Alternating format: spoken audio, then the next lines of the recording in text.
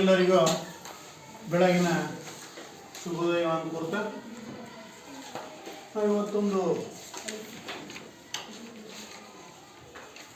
ಸಣ್ಣದೊಂದು ಕಥೆಯ ಮೂಲಕ ಪಾಠವನ್ನು ಪ್ರಾರಂಭ ಮಾಡೋಣ. ಒಂದೂರಲ್ಲಿ ಒಬ್ಬ ಅಜ್ಜ ಇರ್ತಾನೆ. ಅವನಿಗೆ ಪ್ರಾಣಿ ಪಕ್ಷಿಗಳು ಅಂತಂದ್ರೆ ಬಹಳಷ್ಟು ಪ್ರೀತಿ. ಅದು ಬೇಸಿಗೆ ಕಾಲ. ಮೊಮ್ಮಗನ ಕರೆದು ಏನು ಮಾಡ್ತಾನೆ, ಈ ಬೇಸಿಗೆಯಲ್ಲಿ ಪ್ರಾಣಿ ಪಕ್ಷಿಗಳಿಗೆ ನೀರು ಸಿಗೋದು ಬಹಳಷ್ಟು ಕಷ್ಟ. ಮಹಡಿಯಲ್ಲಿ ಹೋಗ್ಬಿಟ್ಟು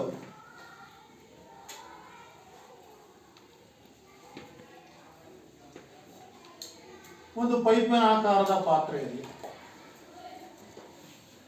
ಆ ನಂತರ ಒಂದು ಚೆಂಡನ್ನ ಕಟ್ ಮಾಡಿರ್ತಕ್ಕಂತಹ ಪಾತ್ರೆಯಲ್ಲಿ, ಜೊತೆಗೆ ಒಂದು ಈ ಟೋಪಿ ಹಾಕ್ತಾರಲ್ಲ ನೋಡಿದ್ರ ಎಲ್ಲಿ ಕ್ರಿಸ್ಮಸ್ ಅಲ್ಲಿ, ಆ ಥರದ್ರಲ್ಲಿ ಈ ರೀತಿ ಇಟ್ಟು ಪಾತ್ರೆಗಳನ್ನು ನೀರು ಹಾಕಬಾರಪ್ಪ, ನೀರು ತೆಗೆದುಕೊಂಡು ಹೋಗಿರ್ತಕ್ಕಂತಹ ನೀರು ಆ ಎಲ್ಲ ಪಾತ್ರೆಗಳಿಗೆ ಸಮನಾಗಿರಬೇಕು,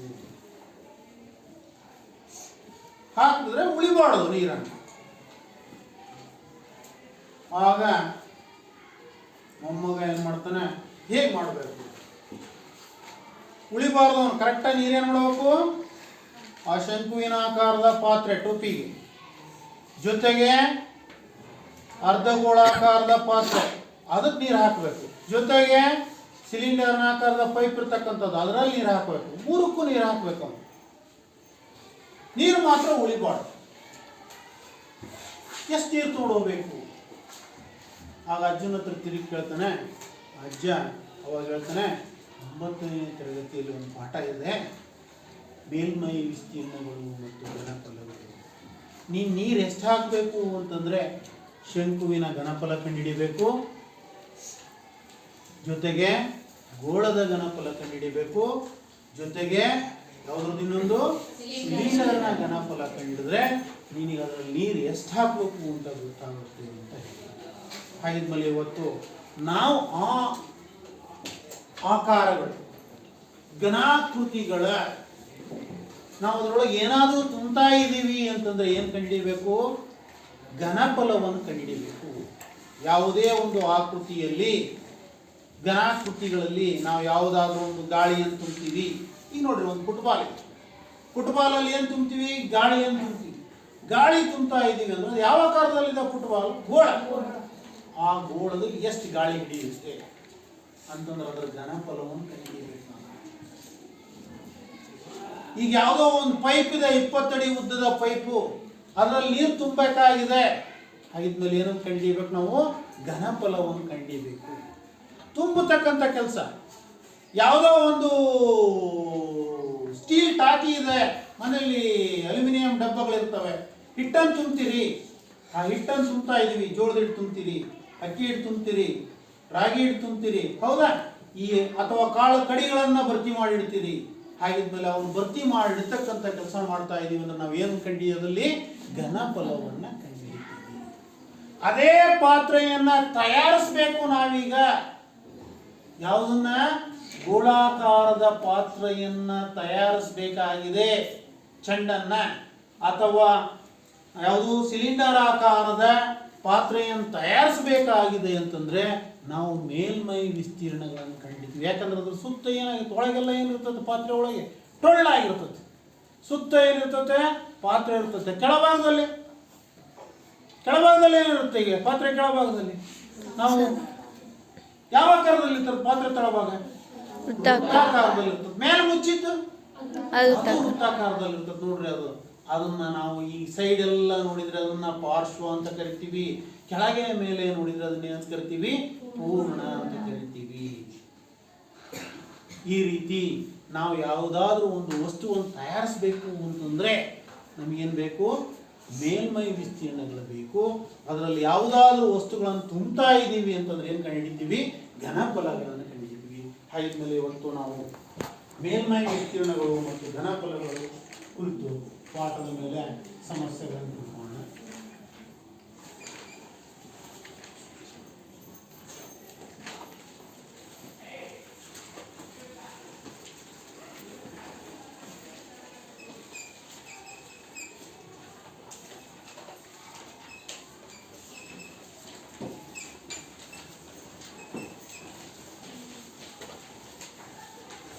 ಫಸ್ಟ್ ನಾವು ಮೇಲ್ಮೈ ವಿಸ್ತೀರ್ಣಗಳನ್ನು ತಿಳ್ಕೊಳ್ಳೋಣ. ಮೊದಲನೆಯದಾಗಿ ನಾವು ಶಂಕು ಅಂತಕ್ಕಂತಹ ಒಂದು ಆಕೃತಿಯನ್ನು ನೋಡೋಣ. ಈ ಆಕೃತಿಯನ್ನು ನಾವೇನಂತ ಕರಿತೀವಿ? ಇದು ಯಾವ ಆಕಾರ? ಘನಾಕೃತಿಗೆ ಒಂದು ಉದಾಹರಣೆ. ಘನಾಕೃತಿಗೆ ಒಂದು ಉದಾಹರಣೆ ನೋಡಿ.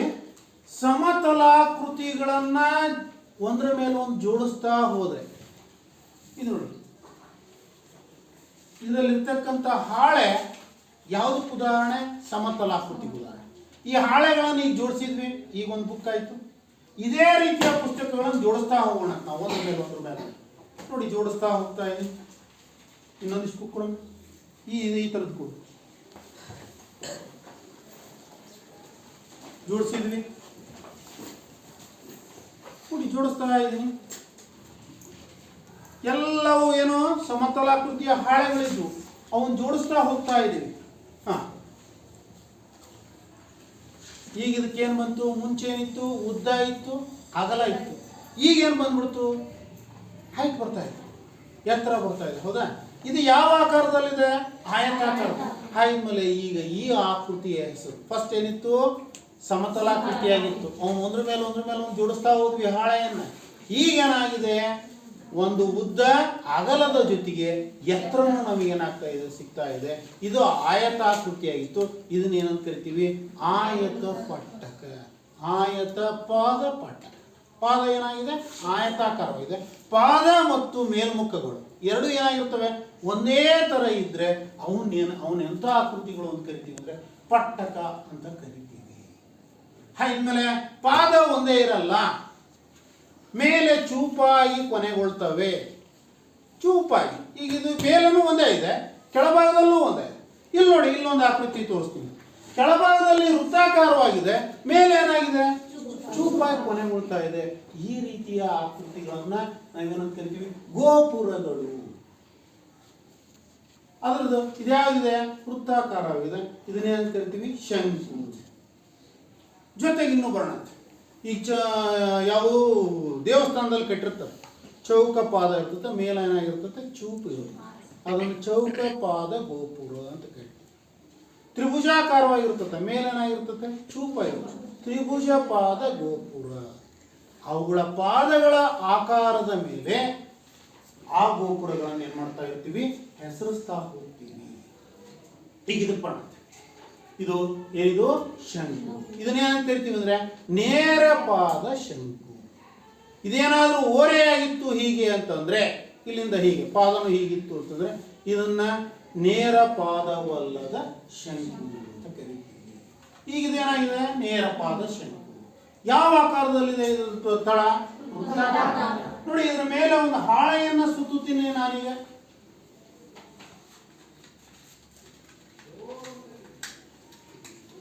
ಒಂದು ಹಾಳೆಯನ್ನು ಸುತ್ತಿದ್ದೀವಿ.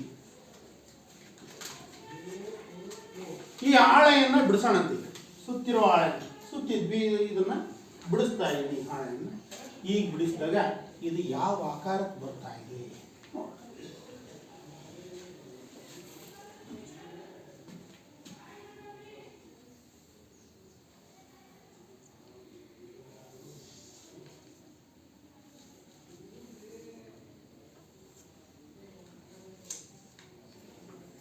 ಈ ಆಕಾರವನ್ನು ಕಂಟಿನ್ಯೂ ಮಾಡ್ತೀನಿ ನೋಡಿ ನಾನು.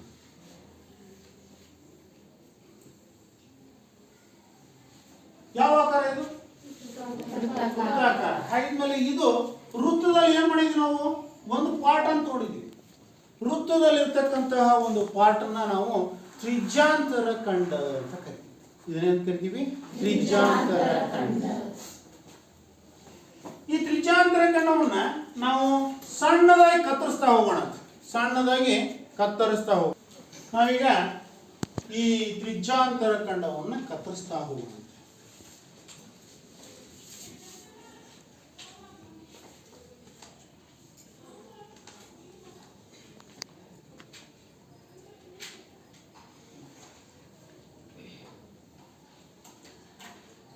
ಈಗ ಯಾವ ಆಕಾರಕ್ಕೆ ಬಂದಿದೆ? ತ್ರಿಭುಜ ಆಕಾರಕ್ಕೆ ಬಂದಿದೆ. ಹಾಗಿದ್ಮೇಲೆ ತ್ರಿಭುಜದಲ್ಲಿ ನಮ್ಗೆ ಏನ್ ಬೇಕು? ತ್ರಿಭುಜದ ವಿಸ್ತೀರ್ಣ ಕಂಡುಹಿಡಿಯಲಿಕ್ಕೆ ಏನ್ ಬೇಕು? ತ್ರಿಭುಜದ ವಿಸ್ತೀರ್ಣ ಕಂಡುಹಿಡಿಯುವ ಸೂತ್ರ ಯಾವುದು? ತ್ರಿಭುಜದ ವಿಸ್ತೀರ್ಣವನ್ನು ಕಂಡುಹಿಡಿತಕ್ಕಂಥದ್ದು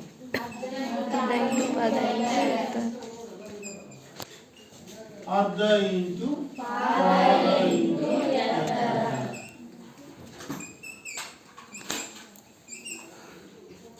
ಈ ಅರ್ಧವನ್ನು ಹಾಗೆ ಬರೀತೀನಿ.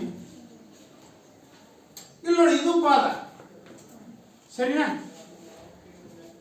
ನಾನೀಗ ಇದನ್ನು ವಾಪಸ್ ಇಲ್ಲಿ ಇಡ್ತಾ ಇದ್ದೀನಿ. ಇದೆಲ್ಲ ಏನಾಗುತ್ತೆ? ಕಟ್ ಮಾಡಿ ಇಡ್ತಾ ಹೋದ್ರೆ ಇದೆಲ್ಲ ಏನಿದು? ಪಾದ. ಹಾಗಿದ್ಮೇಲೆ ಪಾದ ಇಲ್ಲಿದೆ ಅಂದ ತಕ್ಷಣ ಇದೆಲ್ಲ ಏನಿದೆ? ಇದು ವೃತ್ತಕ್ಕೆ ಏನಂತ ಕರಿತೀವಿ ಇದನ್ನ? ಹಾಗಿದ್ಮೇಲೆ ವೃತ್ತದ ಪರಿಧಿ ಒಂದೊಂದೇ ಕಟ್ ಮಾಡಿ ಇಡ್ತಾ ಹೋಗ್ರಿ.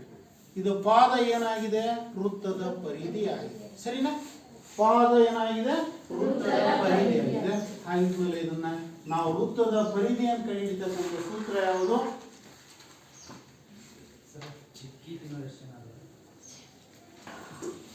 ಹಾಗಿದ್ಮೇಲೆ ತ್ರಿಭುಜದ ಪಾದ ಇಲ್ಲಿ ಏನ್ ತಗೋಬೇಕು ನಾವು? ವೃತ್ತದ ಪರಿಧಿ.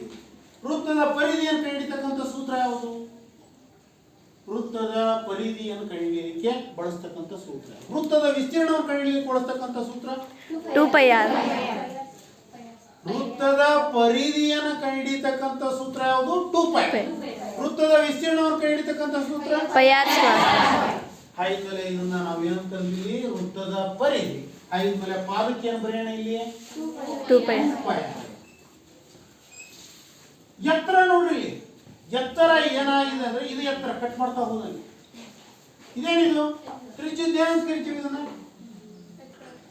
ಇಲ್ಲಿಂದ ಇಲ್ಲಿ ಇರೋದೇನಿದೆ? ಎತ್ತರ. ಹಾಗಿದ್ಮೇಲೆ ಇದನ್ನ ನಾವೇನಂತ ಕರೆಯೋಣ? ಎತ್ತರವನ್ನು ಹೆಚ್ಚು ಅಂತಕ್ಕಂಥದ್ದನ್ನ ಇಲ್ಲಿ ನೋಡಿ, ಯಾವ ಎತ್ತರ ಆಗಿದೆ? ಇದು ಓರೆ ಎತ್ತರ.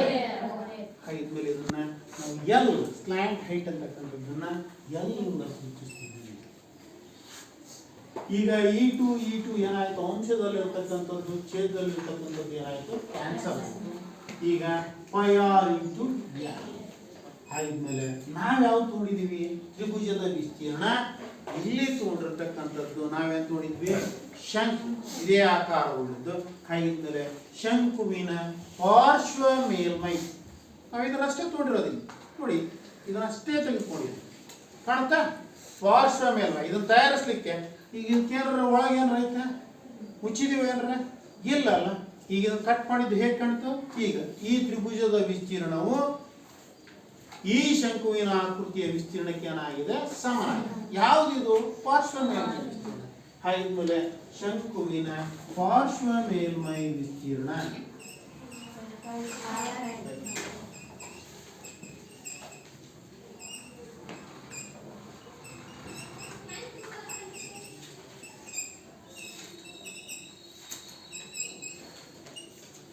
πr l ಚದರಮಾನಗಳು.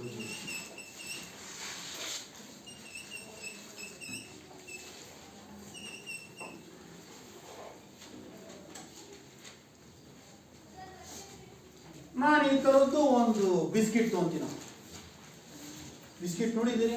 Ice ice ತುಂಬತಕ್ಕಂಥ biscuit ಕ್ಲೀನಾಗಿ ಇದ್ರೊಳಗೆಲ್ಲ ತುಂಬಿಟ್ಟು ಪ್ಯಾಕ್ ಮಾಡ್ತೀನಿ. ಐಸನ್ನು ಹಿಂಗೆ ಲೆವೆಲ್ ಆಗಿ ಅಂದ್ಬಿಟ್ಟು ಅಂದಾಗ ಈ ಆಕಾರ ಇಲ್ಲೇನಾಗಿದೆ? ಮುಚ್ಚಿದೆ.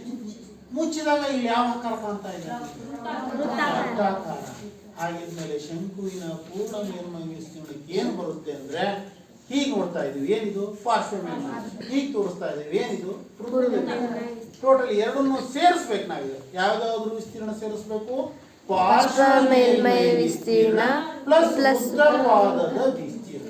ಎರಡನ್ನು ಸೇರಿಸಿದ್ರೆ ನನಗೇನು ಬರುತ್ತೆ? ಇದು ಯಾವ ಆಕಾರ? ಶಂಕುವಿನ ಪೂರ್ಣ ಮೇಲ್ಮೈ ವಿಸ್ತೀರ್ಣ ಬರುತ್ತೆ. ಹಾಗಿದ್ಮೇಲೆ ಶಂಕುವಿನ ಪೂರ್ಣ ಮೇಲ್ಮೈ ವಿಸ್ತೀರ್ಣ ನೋಡೋಣ.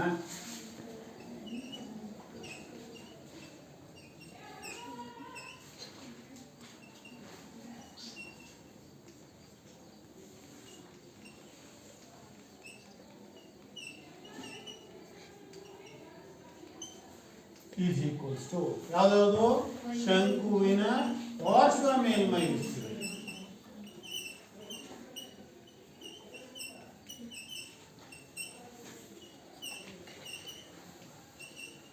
ಪ್ಲಸ್ ಯಾವುದು ವೃತ್ತಪಾದದ ವಿಸ್ತೀರ್ಣ.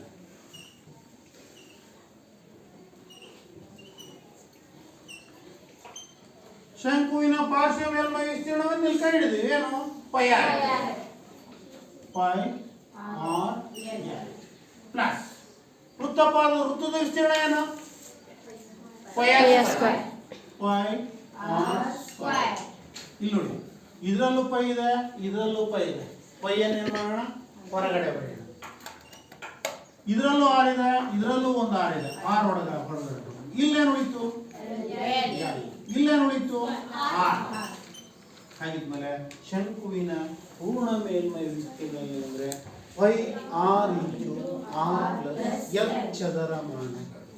ವಿಸ್ತೀರ್ಣವನ್ನು ಯಾವತ್ತೂ ನಾವು ಯಾವುದ್ರಲ್ಲಿ ಹೇಳ್ತೀವಿ, ಚದರಮಾನಗಳ ಹಾಗಿದ್ಮೇಲೆ ಇದನ್ನ ಏನು ಕರಿತೀವಿ, ಶಂಕುವಿನ ಪೂರ್ಣ ಮೇಲ್ಮೈ ವಿಸ್ತೀರ್ಣ pi r into r plus, ಮೊದಲಿಗೆ ಆರ್ ಅಂತ ಅಂತೀವಿ, ಆಮೇಲೆ ಎಲ್ಲಿ ಹೋಗ್ತೀವಿ. 2 + 3 ಅಂದ್ರೂ ಒಂದೇ, 3 + 2 ಅಂದ್ರೂ ಒಂದೇ. ಹಾಗೆ ಎಲ್ ಪ್ಲಸ್ ಆರ್ ಅಂತಿರೋದನ್ನ ನಾವೇನ್ ಮಾಡಿದ್ವಿ, ಆರ್ ಪ್ಲಸ್ ಎಲ್ ಚದರಮಾನಗಳು ಅಂತ ಹೋಗ್ತೀವಿ. ಅದೇ ರೀತಿ ಶಂಕುವಿನ ಪಾರ್ಶ್ವ ಮೇಲ್ಮೈ ವಿಸ್ತೀರ್ಣ ಪೈ ಆರ್ ಎಲ್ ಚದರಮಾನಗಳು. ಈಗ ಇವು ವಿಸ್ತೀರ್ಣ ಹೇಗೆ ಬಂತು ಅನ್ನೋದು ಗೊತ್ತಾಯ್ತು. ಈ ಸೂತ್ರಗಳನ್ನ ಹೇಗೆ ನಾವು ಪಡ್ಕೊಂಡ್ವಿ, ಪೈ ಆರ್ ಎಲ್ ಅನ್ನು ಹೇಗೆ ಪಡ್ಕೊಂಡ್ವಿ ಅಂತ ಗೊತ್ತಾಯ್ತು. Pi r into r plus l ಅನ್ನ ಹೇಗೆ ಪಡ್ಕೊಂಡ್ವಿ ಅನ್ನೋದು ಗೊತ್ತಾಯ್ತು. ಇದರ ಮೇಲೆ ಕೆಲವು ಸಮಸ್ಯೆಗಳನ್ನ, ಶಂಕುವಿನ ಪಾರ್ಶ್ವ ಮೇಲ್ಮೈ ವಿಸ್ತೀರ್ಣಕ್ಕೆ ಸಂಬಂಧಪಟ್ಟ ಸಮಸ್ಯೆಗಳನ್ನ ಹಾಗೂ ಶಂಕುವಿನ ಪೂರ್ಣ ಮೇಲ್ಮೈ ವಿಸ್ತೀರ್ಣಕ್ಕೆ ಸಂಬಂಧಪಟ್ಟ ಕೆಲವು ಸಮಸ್ಯೆಗಳನ್ನ ಮಾಡೋಣ, ಬಿಡಿಸೋಣ. ನೇರ ವೃತ್ತಪಾದ ಶಂಕು.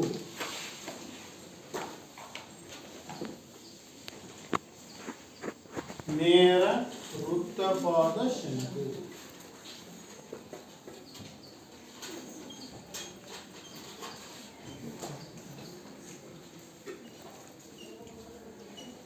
ಶಂಕುವಿನ ಓರೆ ಎತ್ತರ 10 ಸೆಂಟಿಮೀಟರ್ ಮತ್ತು ತ್ರಿಜ್ಯ ಕೊಟ್ಟಿದ್ದಾನೆ. ತ್ರಿಜ್ಯ 7 ಸೆಂಟಿಮೀಟರ್ ಇರುವ ಶಂಕುವಿನ ಪಾರ್ಶ್ವ ಮೇಲ್ಮೈ ವಿಸ್ತೀರ್ಣ. ಪಾರ್ಶ್ವ ಮೇಲ್ಮೈ ಅಂದ್ರೂ ಒಂದೇ, ವಕ್ರ ಮೇಲ್ಮೈ ಅಂದ್ರೂ ಒಂದೇ. ಪಾರ್ಶ್ವ ಮೇಲ್ಮೈ ವಿಸ್ತೀರ್ಣ ಕಂಡುಹಿಡಿಯಿರಿ.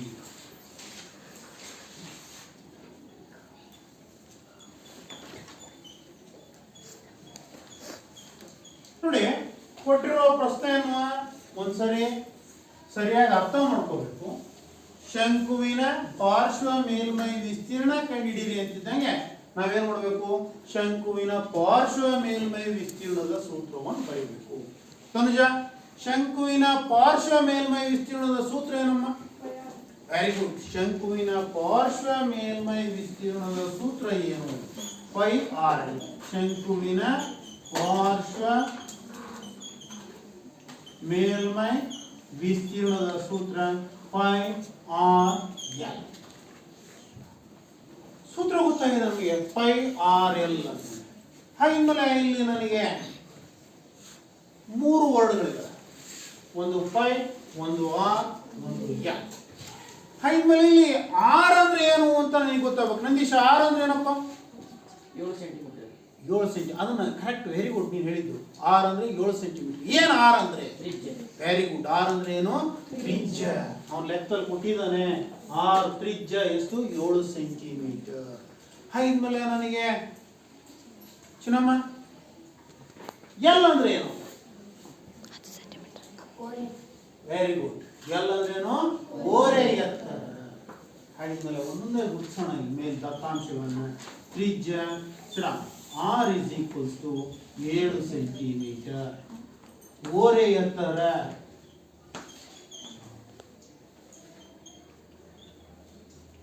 L is equals to 10 centimetre. ಈ ಬೆಲೆಗಳನ್ನು ನಾವು ಈ ಸೂತ್ರದಲ್ಲಿ ಮಾಡೋಣ, ಆದೇಶಿಸೋಣ. ಪೈ ಅಂತಂದ್ರೆ ಪೈ ವ್ಯಾಲ್ಯೂ ಎಷ್ಟು? 22 ಡಿವೈಡೆಡ್ ಬೈ 7. 22/7 ನಾನು ಹಾಕ್ತಾ ಇದ್ದೀನಿ. ಇಂಟು ಆರ್ ಅಂದ್ರೆ 7 ಸೆಂಟಿಮೀಟರ್. ಎಲ್ ಅಂದ್ರೆ 10. ಈಗ ಛೇದದಲ್ಲಿರ್ತಕ್ಕಂಥ 1 7ಕ್ಕೂ ಅಂಶದಲ್ಲಿರ್ತಕ್ಕಂಥ 1 7 ಏನಾಗುತ್ತೆ? ಕ್ಯಾನ್ಸಲ್ ಆಯ್ತು. 7 1 7. 22 10 ಎಷ್ಟು? 220. 220. ಯಾವ್ದ್ರಲ್ಲಿ ಕೊಟ್ಟಿದ್ದಾನು? ಸೆಂಟಿಮೀಟರ್ ಕೊಟ್ಟಿದ್ದಾನೆ.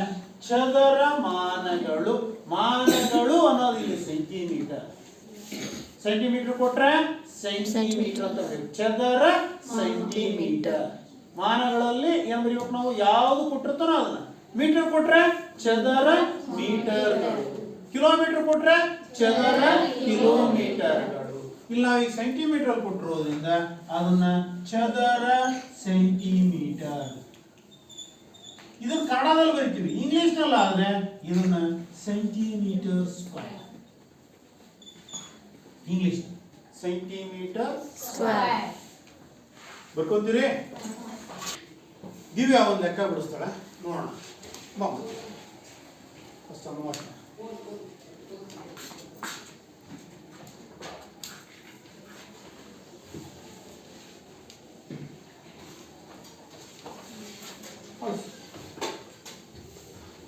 ಈ ಪ್ರಶ್ನೆಯನ್ನ ನಾನು ಹೇಳ್ತಾ ಹೋಗ್ತೀನಿ, ಬರೀ ಪ್ರಶ್ನೆ. ಶಂಕುವಿನಾಕಾರದ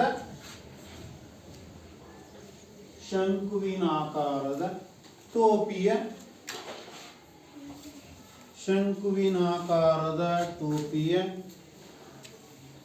ಓರೆ ಎತ್ತರ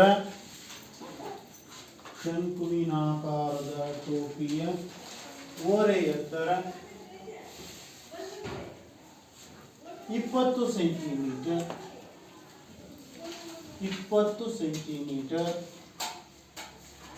ಮತ್ತು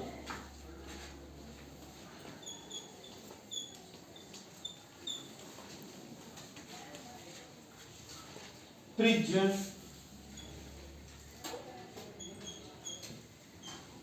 14 ಸೆಂಟಿಮೀಟರ್ ಇರುವ ಟೋಪಿಯ ಪಾರ್ಶ್ವ ಮೇಲ್ಮೈ ವಿಸ್ತೀರ್ಣ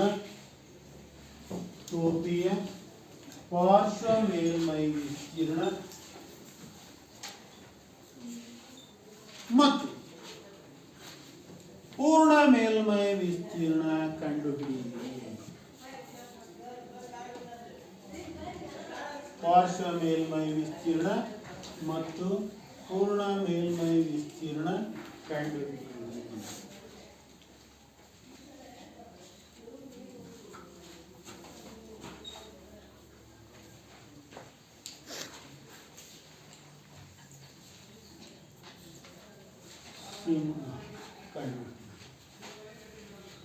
ಫಸ್ಟ್ ನಾವಿಲ್ಲಿ ಯಾವ ಕಂಡಿಡಿಯೋಣ? ಪಾರ್ಶ್ವ ಮೇಲ್ಮೈ ವಿಸ್ತೀರ್ಣವನ್ನು ಕಂಡುಹಿಡಿಯೋಣ. ಹಾಗಿದ್ಮೇಲೆ ಪಾರ್ಶ್ವ ಮೇಲ್ಮೈ ವಿಸ್ತೀರ್ಣದ ಸೂತ್ರ ಬರೀಬೇಕು. ಶಂಕು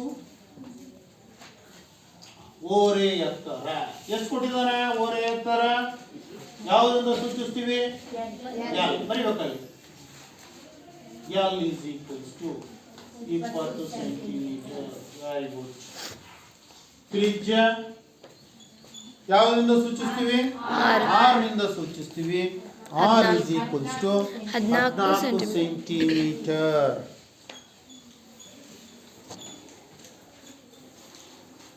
ಶಂಕುವಿನ ಪಾರ್ಶ್ವ ಮೇಲ್ಮೈ ವಿಸ್ತೀರ್ಣ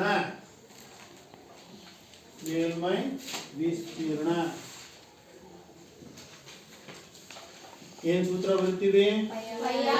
ಪೈ ಆರ್ ಎಲ್. ಇದಕ್ಕೆ ಏನ್ ಮಾಡ್ತೀವಿ? ಈಗ ಬೆಲೆಗಳನ್ನು ಆದೇಶ ಮಾಡ್ತಾ ಹೋಗ್ತೀವಿ. 1 ನಿಮಿಷ. ಕಳಿಸು. ಪೈ ವ್ಯಾಲ್ಯೂ ಏನಪ್ಪ? ಪೈ ವ್ಯಾಲ್ಯೂ ಏನು?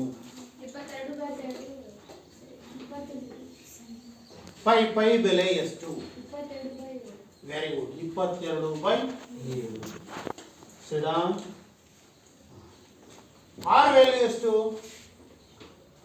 ಇಲ್ಲಿ ಆರ್ ಇದೆ. ಆರ್ ಬೆಲೆಯನ್ನು ಆದೇಶ ಮಾಡಬೇಕಾಗಿದೆ. ಬೋರ್ಡ್ ಮೇಲೆ ಇರುತ್ತೆ, ಬರೆದಿರ್ತೀವಿ. Very good, 14 centimetre. ನೀನಮ್ಮ ಎಲ್ ವ್ಯಾಲ್ಯೂ ಎಷ್ಟು? ಅಲ್ಲಿ ಬೋರ್ಡ್ ಮೇಲೆ ಇದೆ, ಬಂದಿದ್ದೀವಿ. 20 ಸೆಂಟಿಮೀಟರ್. Very good sedan.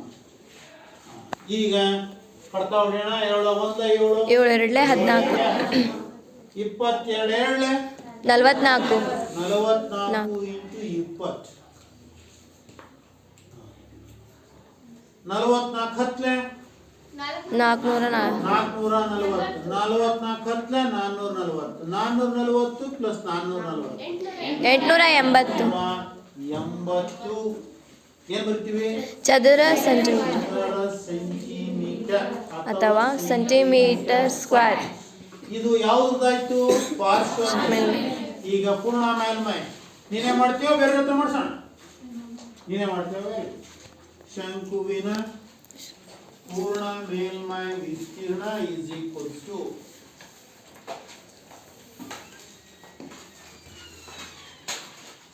ಹೇಳಮ್ಮ. ಸೂತ್ರ ಏನು ಶಂಕುವಿನ ಪೂರ್ಣ ಮೇಲ್ಮೈ ವಿಸ್ತೀರ್ಣಕ್ಕೆ? ಶಂಕುವಿನ ಪೂರ್ಣ ಮೇಲ್ಮೈ ವಿಸ್ತೀರ್ಣ ಸೂತ್ರ ಪೈ ಆರ್ ಎಲ್. ಇಲ್ಲಿ ಬರ್ತೀವಿ ನೋಡು. ಪೈ ಆರ್ ಎಲ್ ಅಂತಂದ್ರೆ ಪಾರ್ಶ್ವ ಮೇಲ್ಮೈ ವಿಸ್ತೀರ್ಣ. ನನಗೆ ಬೇಕಿರುವುದು ಪೂರ್ಣ ಮೇಲ್ಮೈ ವಿಸ್ತೀರ್ಣ. Very good. Pi r into r plus l. ಅವರನ್ನು ಕ್ಲೋಸ್ ಮಾಡಿ. ಇಲ್ಲ ಈಸಿ ಕೊಡ್ತೀವಿ. ಈಸಿ ಸಿಡ. ಸಂಗೀತ ಪೈ ವ್ಯಾಲ್ಯೂ ಎಷ್ಟು? Very good sit down. 22/7. ಇದ್ರ ಮುಂಚೆ ಹಾಕ್ತೀವಿ ಈಗ ಇಂಟು. ಆರ್ ಬೆಲೆ ಎಷ್ಟಮ್ಮ? 14. ಏನ್ ಮಾಡ್ತೀವಿ? ಆವರಣ ಹಾಕ್ತೀವಿ. ಮತ್ತೆ ಆರ್ ಬೆಲೆ ಏನು ತುಂಬ್ತೀವಿ? ಎಷ್ಟು? 14 ಪ್ಲಸ್ ಎಲ್ ವ್ಯಾಲ್ಯೂ ಎಷ್ಟು? 20 ತುಂಬಿದ್ವಿ. ಈಗ ನೋಡಿ, ಫಸ್ಟ್ ಆವರಣದಲ್ಲಿ ಇರ್ತಕ್ಕಂಥವನ್ನ ಏನ್ ಮಾಡಬೇಕು? ಕೂಡಿಸ್ಬೇಕು. ಆವರಣವನ್ನು ಬಿಡಿಸ್ಬೇಕು ಅಂದ್ರೆ ಆವರಣದಲ್ಲಿರೋನ್ ಏನ್ ಮಾಡಬೇಕು? ಕೂಡಬೇಕು. ಅಲ್ಲಿಯವರೆಗೂ ಉಳಿದೆಲ್ಲ ಅಂಕಿ ಸಂಖ್ಯೆಗಳನ್ನು ಹಾಗೆ ಬರಿತಾ ಹೋಗ್ಬೇಕು. 22 ಕಟ್ತಾವಳಿ 7 1 7 2 22 ಎಷ್ಟು? 40. ಆವರಣದಲ್ಲಿ ಏನಿದೆಯೋ ಅದನ್ನ 20 14 ಕೂಡಬೇಕು. 34 ಈಗ ಏನ್ ಮಾಡ್ಬೇಕು? ಗುಣಿಸ್ಬೇಕು. 44 ಇಂಟು 34 ಗುಣಿಸ್ಕೊಂಡು ಟೈಮ್ ಅದು ಮುಗಿಸೋದು ಇದ್ದಂಗೆ ಇದೆ. ಬರಿ ಹೋಗಿ ಗುಣಿಸ್. 44 ಇಂಟು 34 ಒಂದು ಟೈಮ್ ಗುಣಿಸಿ ನೀವು. 1496 ನೋಡೋಣ. ಗುಣಿಸೋ. 44 ಇಂಟು 34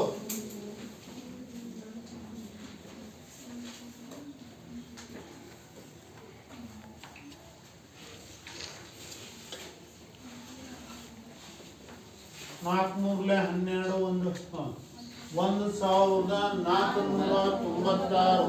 ವೆರಿ ಗುಡ್ ಪುಟಿ. ಫಸ್ಟ್ ನೋಡ್ರಿ ಎಷ್ಟು ಫಾಸ್ಟ್ ಆಗಿ ಗುಣಿಸಿ ಹೇಳಿದ್ದ ಅವಳು. 1496. ಏನಿದು? ಸೆಂಟಿಮೀಟರ್. ಯಾರು ಹೇಳಿದವರು? ಚದರ ಸೆಂಟಿಮೀಟರ್ ಅಥವಾ ಸೆಂಟಿಮೀಟರ್ ಸ್ಕ್ವೇರ್. ಅರ್ಥ ಆಗಿದೆಯಾ? ಈಗ ಪಾರ್ಶ್ವ ಮೇಲ್ಮೈ ವಿಸ್ತೀರ್ಣದ ಮೇಲಿನೂ ಲೆಕ್ಕ ಬಿಡಿಸಿದ್ದೀವಿ. ಪೂರ್ಣ ಮೇಲ್ಮೈ ವಿಸ್ತೀರ್ಣದ ಮೇಲಿನ ಲೆಕ್ಕನೂ ಬಿಡಿಸಿದ್ದೀವಿ. ಮತ್ತೆ ಯಾರಾದ್ರೂ ಬಿಡಿಸ್ತೀರಿ ಲೆಕ್ಕವನ್ನ? 1 2 3 ನಂದೀಶ್ ಬರ್ಪ. 14. ಒಂದು ಶಂಕುವಿನ ಓರೆ ಎತ್ತರವು 20 ಮೀಟರ್.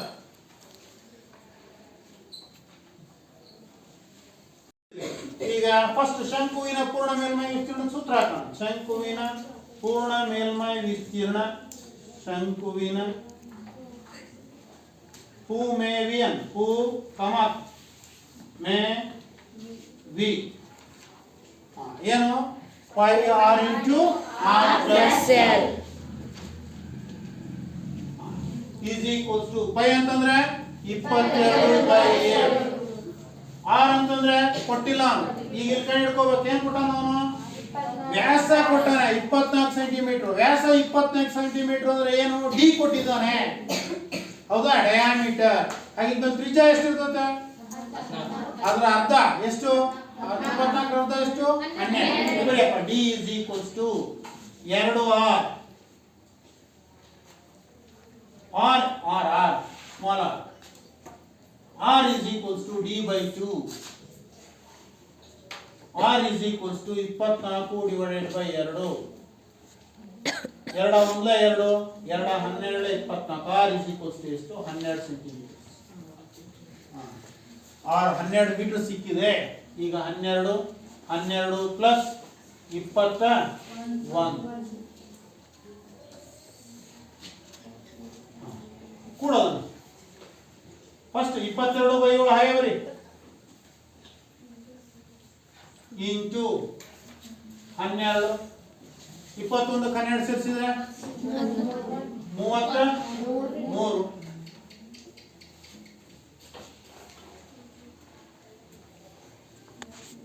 ಇವು 12 33 ಗುಣಿಸಿದ್ವಿ ಎಷ್ಟು ಬಂತು 390 22/7 ಅಂತಂದ್ರೆ 3.14 into 390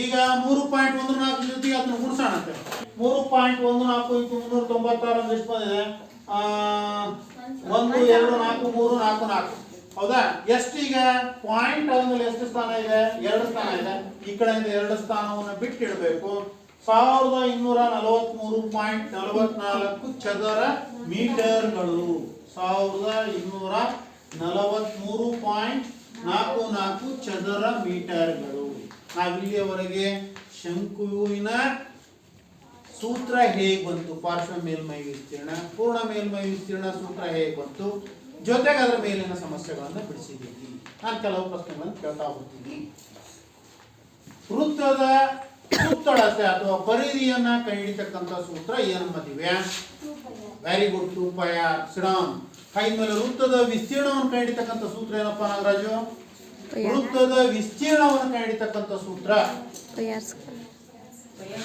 πr square very good Vijayalakshmi ಶಂಕುವಿನ ಪಾರ್ಶ್ವ ಮೇಲ್ಮೈ ವಿಸ್ತೀರ್ಣವನ್ನು ಕಂಡುಹಿಡಿತಕ್ಕಂಥ ಸೂತ್ರ ಏನು ವೆರಿ ಗುಡ್ ಹಾಗಿದ್ಮೇಲೆ ನಾವು ಮುಂದಿನ ಅವಧಿಯಲ್ಲಿ ಇದರ ಮುಂದುವರೆ ಸಿಲಿಂಡರ್ ಇದೆ ಗೋಳ ಇದೆ ಅರ್ಧ ಗೋಳ ಇದೆ ಇವುಗಳ ಮೇಲ್ಮೈ ವಿಸ್ತೀರ್ಣವನ್ನು ಕಂಡುಹಿಡಿದು ಹೇಗೆ ಅಂತ ಅದರ ಜೊತೆಯಲ್ಲಿ ಈ ಎಲ್ಲ ಆಕೃತಿಗಳ ಘನಫಲವನ್ನು ಯಾವ ರೀತಿ ಕಂಡುಹಿಡಿಯುವ ತಿಳ್ಕೊಳ್ಳೋಣ ಅಂತ ಈ ಒಂದು ಅವಧಿಯನ್ನು ಇಲ್ಲಿ ಮುಗಿಸ್ತೀವಿ